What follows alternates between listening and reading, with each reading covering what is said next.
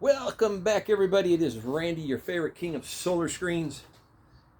Yesterday, I received an email that came with photos, and the reason I'm saying that is I'm really glad this particular sender did that.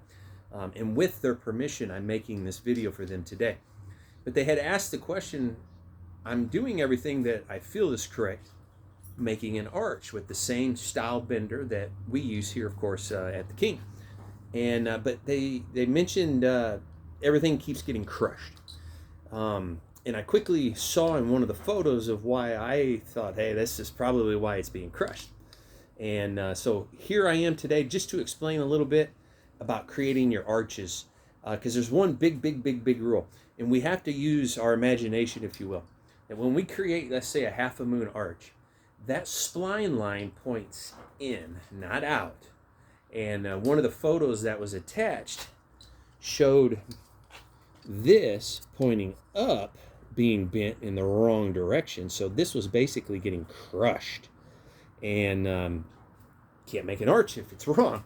And and I've had some guys over the years who I've showed over and over again how to make arches, and yet they still want to throw this spline line in upside down and crush it. No, don't do that. So what I'm going to do is hopefully I can get that camera a little bit closer. But most rollers, and I have to say, I'll stand corrected if I'm wrong, they all have these grooves in it. It's really not very easy to see, and for that I'm sorry. But when I run this arch through here, as you can see, I have my my spline line. Okay, I've got to do something here to help you guys out. There we go. You see, I have my spline line up, and then to run through here. And then, of course, I use only a half crank at a time. But one important factor you need, because you'll crush the spline line if you don't, is your spline channel. That right there. I've had this one a long time. You can get them, gosh, like I think they're 16 foot long for like $100. So if yours wear out, or if you've lost yours or tossed it, or maybe you bought a roller used in the industry and they didn't sell you the spline line, QualityScreens.com, and just in case they're gone, ScreenCo.com. As we know, we had a shakeup in the industry last year, and ScreenCo has come in and just really is changing the way a lot of this industry is, and I'm excited about it, believe it or not. This is really exciting, because I think it's going to be good for everybody along the way. With more competition, it's going to help lower those prices and make it more affordable. But I'm going to hush about that now. So if you need that spline line, think of ScreenCo.com, QualityScreens.com. I know they own it. I'm not sure if they kept it running on its own entity or if they just absorbed it into their main website, but definitely use both those links to find out what happens. So before you ever start putting this through the roller, you must put this in here. Because if you don't, again, you're going to crush that spline line. And if you try to make a half moon arch, well, you're out of luck. And you'll never be able to get your spline into it or your screen, so then you'll never have anything beautiful. So I always, you guys have always heard my golden rule, half a turn, that's it. Just half a turn.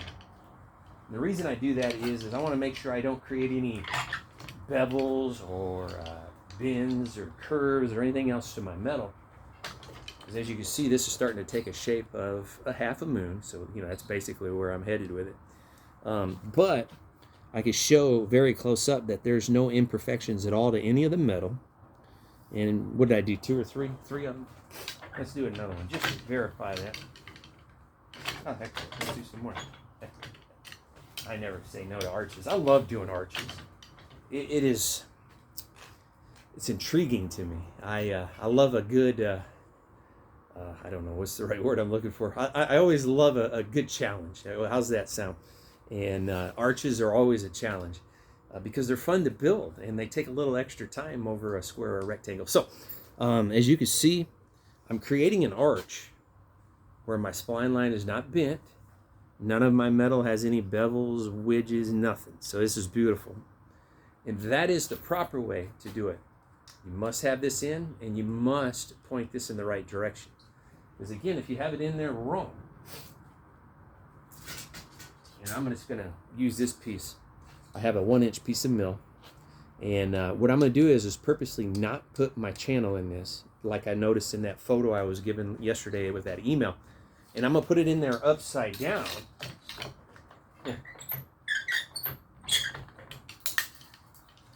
And so let's see what happens when you do it upside down. Well, just like in that photo, spline line is crushed. See that nice little line all the way up in there? So this basically became a beautiful item to add to the recycle bin, because it is aluminum, so you might as well throw it in the recycle bin. Donate it to the local school or a church or a homeless shelter or something. But that's it. Spline. That spline line, that track, that's the most important item that you can add to that, just to make sure that you do not crush that line, that'll keep it beautiful every time. I hope that answered your question. I promise I wasn't going to use a name or anything else. I didn't want to throw any kind of embarrassment. This is nothing but education. This is what I do, guys. This is 20 plus years of it. ScreenCo USA is backing me on helping with you guys getting a lot of information out to you, how-tos, etc. So I'm always an email away or text away, or whichever the case.